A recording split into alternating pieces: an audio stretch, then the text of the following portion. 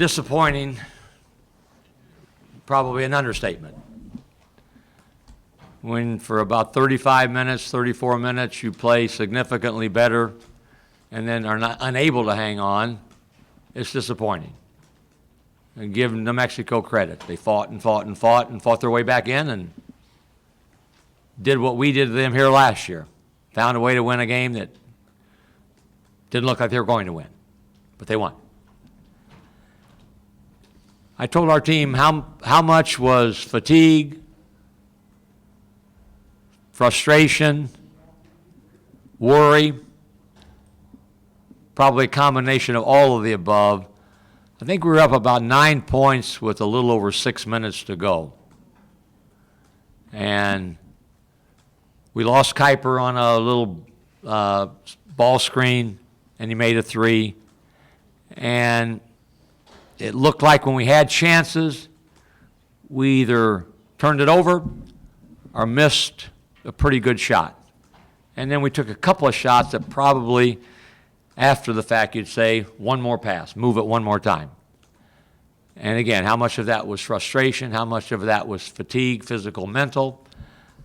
But it was a home loss and a hard home loss as we now prepare for 2 tough games on the road. And we'll find out the resolve that we have, the toughness we have, whether we'll bore our back and say we owe the next guy something and come back and with a vengeance at Nevada. But it hurts right now for everybody. And we will live to see tomorrow. We will compete, and we will be successful. Anything? Coach, I think this is the 3rd time this year that your team has collapsed in the last few minutes, something that in the last 6-8 years, you haven't done. Any understanding or explanation why that keeps happening?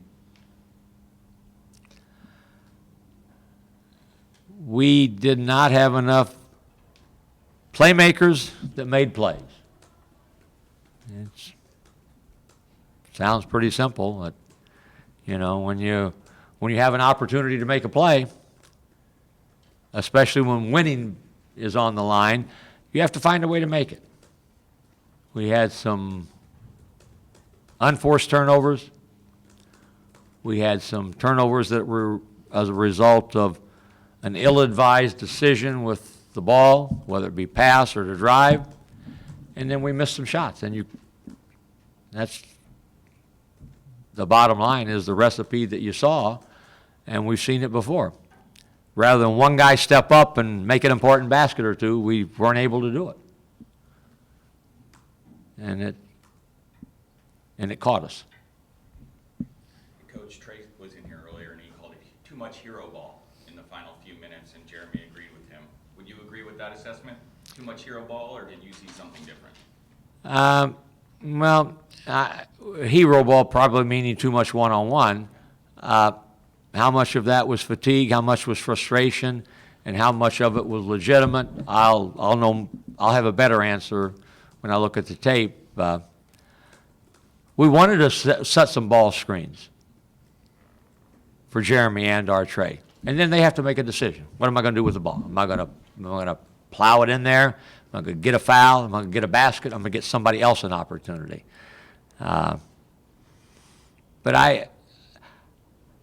I'll look and see. I think maybe we could have moved the ball a little bit better. But you got to be able to pass and catch. And we had, I don't know how many turnovers we had down the stretch, but we had too many. And we missed some shots that were there that we didn't get in, missed a couple free throws. And then at the other end, it's more than hero ball. It's more, okay, bow your back and let's make a stop. Yeah. Let's make a stop. Let's not give them 2 or 3 chances. Let's get in front of a guy. Let's limit them to 1 shot. Let's get that loose ball. And we didn't have enough of it. Coach, in the first half, you had a lot of success with post-double, particularly on Tim Williams. What adjustments do you think they made in the second half that allowed them to play out of that a little bit better?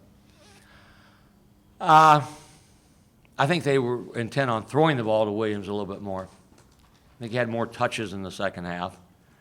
And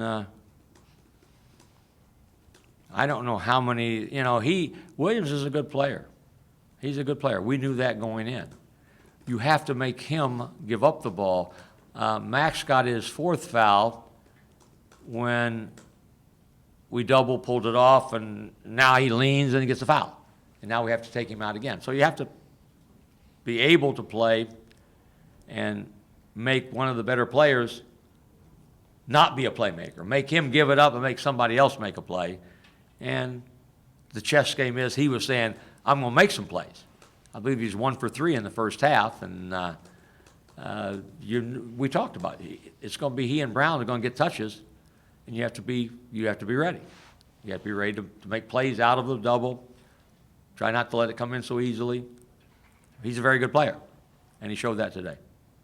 Is there an update on Malik and Matt? I saw Matt warming up a little bit today. Was he close to playing? Or?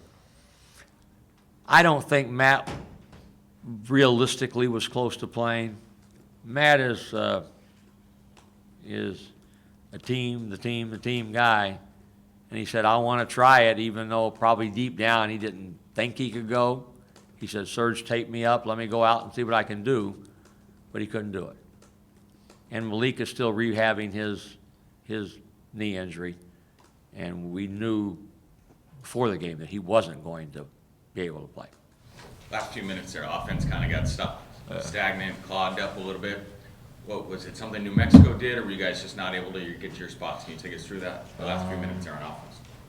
I say the plays did break down a little bit towards the end of the game, and some of us were standing around a little bit. But I mean, in practice we've just been going over that type of scenario, that type of situation when the play breaks down and just move the ball. And I don't think we did that towards the end of the game. And I guess, but at the same time, shots weren't falling. We got pretty good shots, but they just weren't falling in those last 4 or 5 minutes or however many. So I mean, I don't think our offense was bad this game. I thought it was pretty good, but it's just a matter of making shots. Trey, same thing to you. Your thoughts on the offensive execution down the stretch there? I just feel like we try to play hero ball too much. Like Jeremy said, we all just stood there and watched one person try to make a play instead of how we were playing in the first half, driving if someone was open, making the right pass and stuff like that. So it's just one of those things we can't look at one person and be like, all right, go do something. I mean, we have the capability to do that, but we're better as a team than as a person. Trey, do you feel like you guys had maybe left that behind you after the recent 4-game win streak? Are you surprised that these issues have kind of come up again?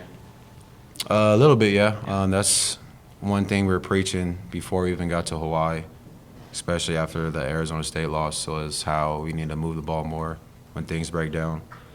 We did that a lot in Hawaii, where I remember it was like Tulsa, it was close the whole game until we went on a big run. So we just got to remember those times and just keep moving the ball. You guys had a lot of success in the first half of the post-double, forced a lot of turnover, took some bad shots. What adjustments did they make in the second half that allowed them to be a little more effective?